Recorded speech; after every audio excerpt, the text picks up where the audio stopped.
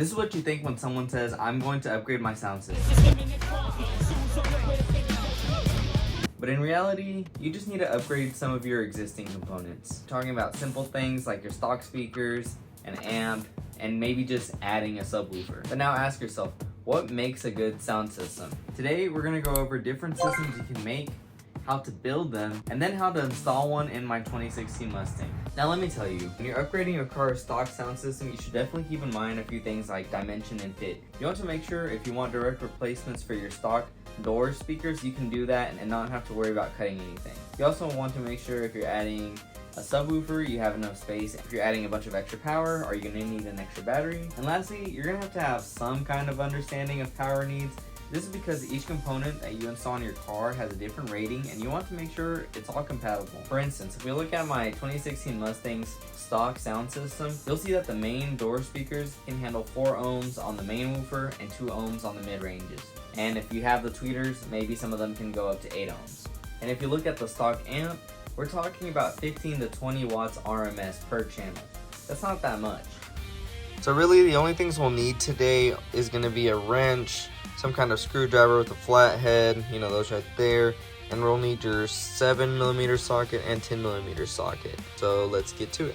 Alright, so first thing we gotta do before we even start any of this is unplug the battery. Battery for the Mustangs are gonna be right back here. You need some, I believe these are 6mm. Yeah, just take these off and you should be good.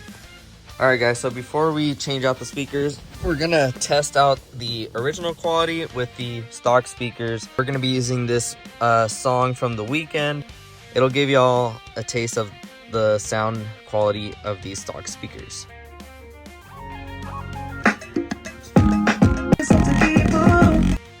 And here I'm going to show you a little bit of what I am upgrading and how it all plays together. You see, I like to use the Crutchfield website because it makes everything so easy. You can tell what fits on your car and what doesn't. Simple as that. It's all you really need. But on top of that, let's say I wanted to make a little sound system. And then let's say I wanted to stick to one brand. So we're going to go with Kenwood. We're going to go ahead and start with the door speakers. We're going to get the same size door speakers, which in this case is 6 3/4 inch. Not sure if I said that earlier. And we're looking here at the Kenwood KFC 1798RS. They can handle up to 100 watts RMS, 350 watts peak power, and then let's say we want an amp that goes with it. Here we're going to look at the Kenwood Exelon X803-5, whatever. This is a 5-channel car amp, 4 channels that are rated at 50 watts RMS at 4 ohms, and then 1 channel rated at 500 watts RMS at 2 ohms. But if you want a little bit more information, all you have to do is scroll down a little bit and look at the details. And lastly, let's not forget about the subwoofer. Let's say we want to look at a Kenwood Exelon PXW102B. This is like a small 10-inch subwoofer that hopefully you can just throw in the trunk of your car and not take up a bunch of space, which that's kind of the goal. But also if you looked at some of the like JBL subwoofers, that thing's like $1,000 bucks. This thing, $300 bucks. That's a huge price difference, but you know, to each their own. So here you can see that this subwoofer can handle 250 watts RMS, 1000 watts of peak power, and it even tells you it can accommodate up to 8 gauge wire. So the first thing we're gonna do is we're gonna take off the screw that's behind the door handle. What we're gonna do is pull this over and we're gonna pop this out, and there's gonna be a screw right there. We got the cover off. Now we're gonna use this 10mm socket and just take this one off. All right, now that we got that off, we're gonna take off this little panel right here. I'm gonna start from this side so we don't accidentally break anything, but that's gonna be the next thing. Just all right, so now that we got this off, we're just gonna undo this and put that off to the side. All right, so next thing, we're gonna use our 10mm socket again to take off this right here. Okay, so the other two are gonna be right down here, go under the door. There's one there, and then there's one over here. They're both 7mm screws.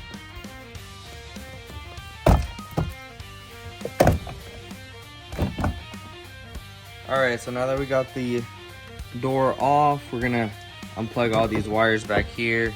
So now that the door panel's off, we're gonna use a 7mm socket, and we're just gonna take these off to put in the new speakers. As you can tell while I'm taking it off, these stock speakers just plain out suck. Like, no wonder like they sounded pretty bad. Like they're good, okay sounding speakers, but they're all broken. They're made out of this cheap styrofoam type material instead of like a plastic, so they're pretty bad. But now that we got this off, we're just gonna make sure to undo this thing right here, and we're just gonna replace them with the new ones.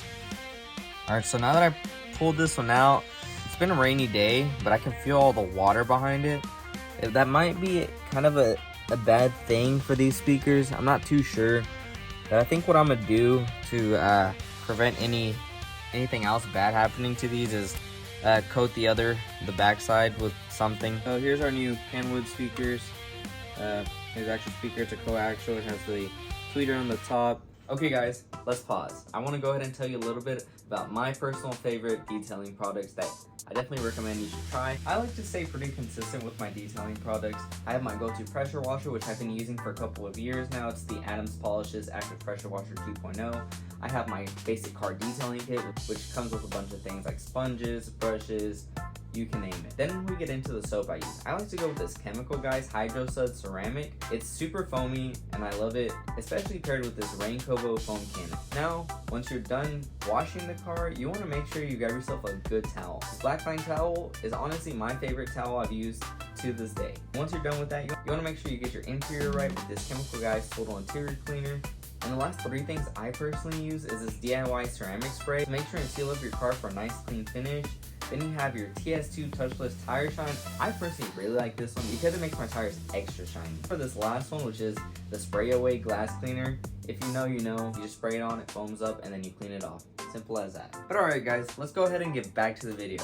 Alright guys, so because I noticed there being water damage, I'm actually going to try and use this as some kind of like support.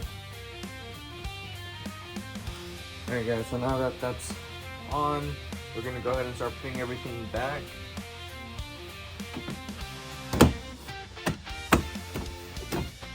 Alright guys, so we're going to go ahead and replace one of the back speakers. The first thing that we have to do is take off this plate right here, and then we're going to take off this entire side right here. We also need these seats down, but we'll get to that. We're going to take these off. Right here.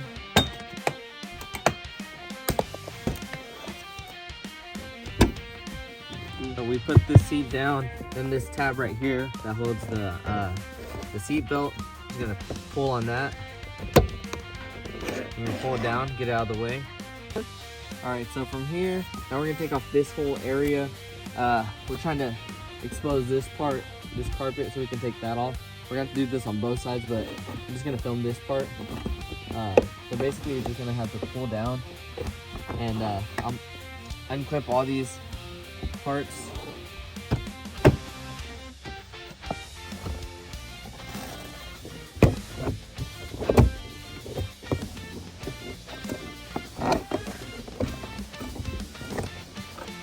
Alright, so now that that's loose, just leave that. We're gonna do the other side.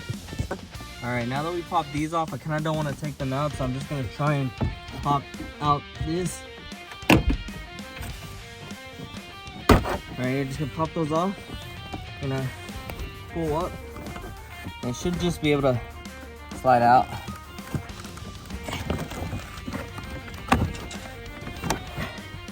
Alright guys, it's a pretty tight fit over here, but you're gonna want to get your wrench and take these off. These are 7mm. Once you get the screws out, you're gonna unclip it right here. But yeah, go ahead and get those out. We'll put the other ones in, and then I'll show you right after. Alright, so looking at the two rear speakers, yeah, they're a little worn. Anyways, now we're gonna go ahead and put in the two back door speakers. We're gonna do that. Same process as putting in the front ones, so yeah. Alright, so now we got these the mounts on, and so we're just gonna stick these on. Just try to be careful. I already kind of messed up my tint.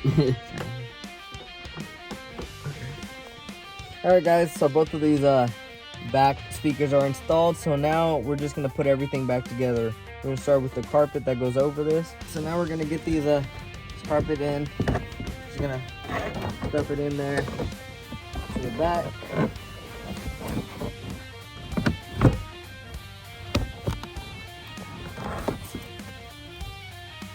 Once it's in, make sure to push in the little plastic.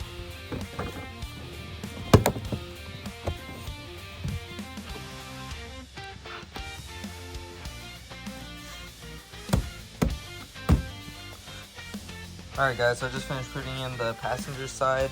Alright guys, so as you can see, this was a while back. I decided to do a speaker system for my car without doing as much research as I should have. And honestly, I'm gonna pay the price for that later. But for now, let me tell you what's wrong here. So at the time of this filming, I decided to go with just the door speakers because I was like, it's gonna be an instant fix. I'm never gonna have to worry about anything again. Well, boy was I wrong. The bad thing here is if you keep the stock amp paired with the brand new door speakers, they actually require what? More power. That's kind of what we looked at earlier, right? And because of that, they will sound good at first, but within 3 to 6 months, they might get a little bit worse. And every 3 to 6 months, they might just get worse and worse until they eventually just completely fade away and stop working. And you can't really fix that. So what I would recommend, guys, is don't cheap out like I did. Go ahead and get the door speakers and an amp at least. You know, you can save the subwoofer for later, but if you get those two for now, you won't have to worry for anything else again. But you know, take this next part with a grain of salt because I've seen some sources say that you don't necessarily need a new battery unless you're running over 1,000 watts of power. So that's your choice. But at that point, if you're upgrading everything, why not just get another battery, right? Why not? Let's get back to it. So now we just gotta connect the battery and we're gonna test it out to see how they sound. Alright guys, everything's plugged in and ready to go. Now for the moment of truth.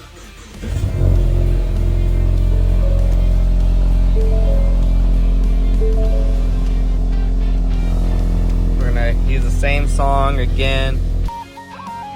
And I'm not hearing any distortion with, so the bass, it's hitting and it's not like. Alright guys, so the speakers are in. They're honestly sounding pretty good.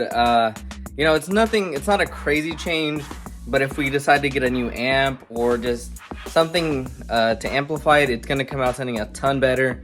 And so yeah, besides that, I hope this helped you out for anyone else that's changing out their speakers, upgrading their systems, whatever. And if y'all liked it, make sure to leave a like, subscribe, follow, you know, the usual.